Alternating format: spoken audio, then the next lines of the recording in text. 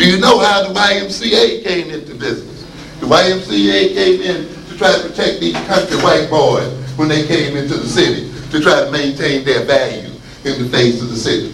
Do you know how the Sunday schools came into being? You think they just came into being as a result of the church? There was a whole Sunday school movement in America as a way of trying to rehabilitate the wayward white youth in the cities of America. Do you know how juvenile courts came into being? They came into being to teach the Jewish delinquents and the Irish delinquents.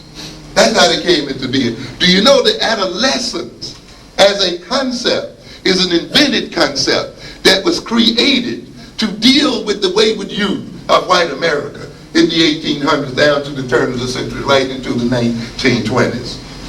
Because these gangs, these white gangs, had control of Newark, New Jersey. These white gangs had control of Philadelphia. These white youth gangs had control of New Orleans. These white gangs was roaming across New York City in the thousands and tens of thousands. White girls were on the streets of New York City at 9 years old. Half of the Irish families were without fathers. Half of the children were just pushed out in the streets by their families, and their fathers abandoned the families. Since when did you identify these things with being black? Because you have not read American history, and you have not read the history at all. You're too willing to believe the worst about yourself. And you'll let other people tell you any damn thing because you won't go and learn. And I'll tell you now, it's not enough just to read black history. You've got to read the history of this nation. Okay? And how do our sportsmen and spokesmen sit in front of a white interviewer on TV and is pushed to explain the behavior of black folks? Explain your behavior. Why do you kill? Why do you murder? Why do you enslave? What am I here on the carpet for?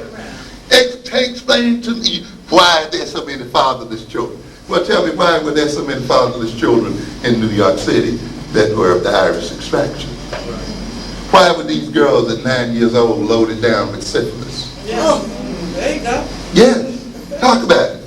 Let's deal with it. Lay it on. Why were these people out here with their outdoor toilets in the backyards, with the sewage flowing over, racked with disease, such that when they would move in the neighborhood, the whole neighborhood would move out. Even black folk would leave out the neighborhood.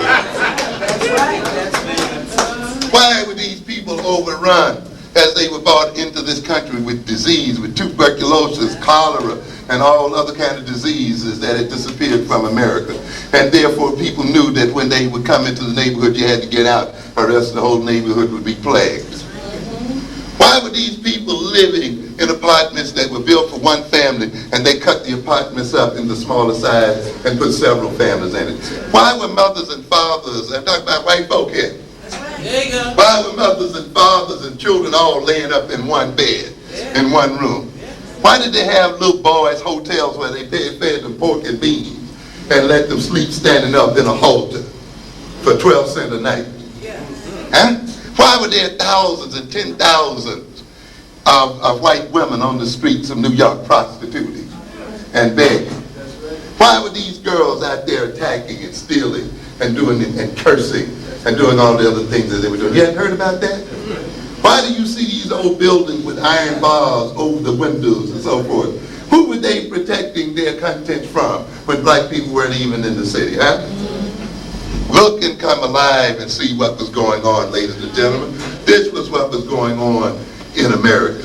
Why is it now today then, in an effort to save their youth, the whites then defined adolescence as a separate category from adulthood and gave it special characteristics and created a special court for these children? And nowadays, now that the black children are the ones that are the center and focus of criminality, they are redefining adolescence out of existence and saying now that they're going to treat 12 and 13-year-olds as adults.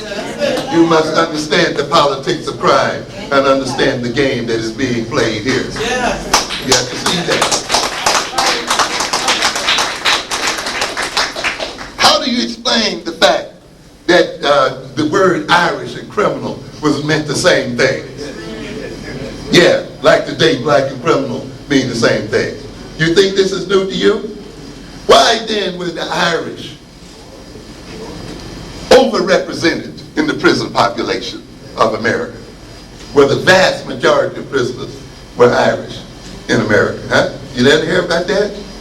Why did people get elected to political office running against the criminality of Irish people and running against the criminality of foreigners and strangers? So that you had the American Party, these so-called know-nothings, who elected several governors, who elected many congressmen, who took control of state legislatures running against the criminality of these folk. These Irish people weren't even seen as white people by other people. Why then did you have the shanty Irish and the lace curtain Irish? Why then did we talk about bourgeois blacks and the underclass blacks? Huh?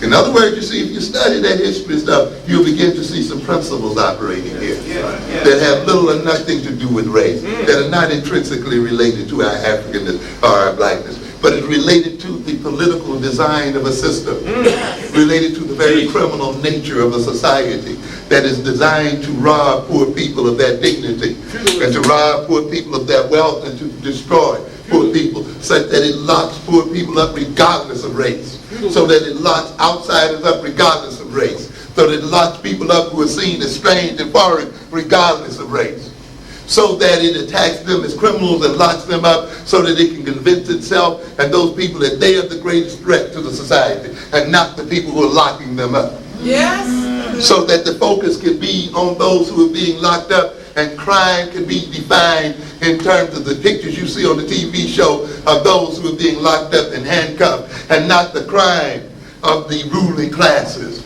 who are impoverishing these people and destroying their very lives. So that we cannot focus on the reconstruction of this society and see our goal is merely the reconstruction of the criminal and the rehabilitation of those families who are supposedly in trouble, and not the rehabilitation of these overfed white people and greedy pigs.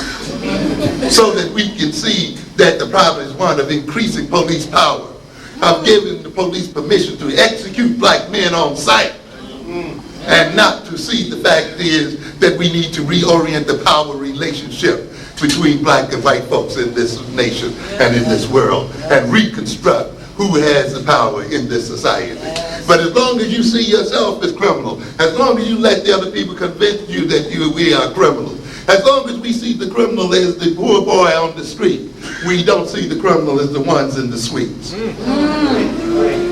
We don't see ourselves then, and we don't see the necessity of changing our economic circumstances and getting in control of our wealth. We don't see the necessity of bringing these white men to heel and changing the power relations and the economic relations in this world. We only want to focus on manhood training and only want to focus on trying to change the values of these kids.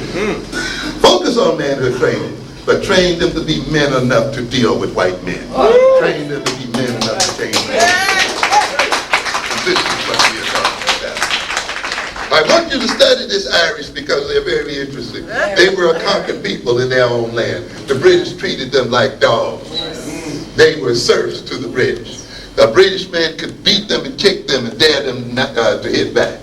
They were not allowed to defend themselves against the British. That's the problem they still have there right today. And you're going to talk, you think because you got out of slavery, the game is up. The Irish, and that game with the Irishmen and the British have been going on since the 1600s. And it's still going on right now. Yes, the British man could send for an Irish man's wife and sleep with her at will. He could send for his daughter and sleep with them at will. When the Irish were starving because of the potato drought, they weren't starving because of the absence of food. The Irish were growing more than potatoes. At the very time they were starving, they were shipping out all kinds of corn and cereal crops. They were shipping out beef and cattle. You hear what I said? Why? Because the British decided that they weren't going to give those cereals to the Irish, and they weren't going to feed them the meat and the milk and the stuff, because as one British lawyer said, we don't want to disturb the operations of the market. And they literally did destroy over 1 million of these people. The Irish population was half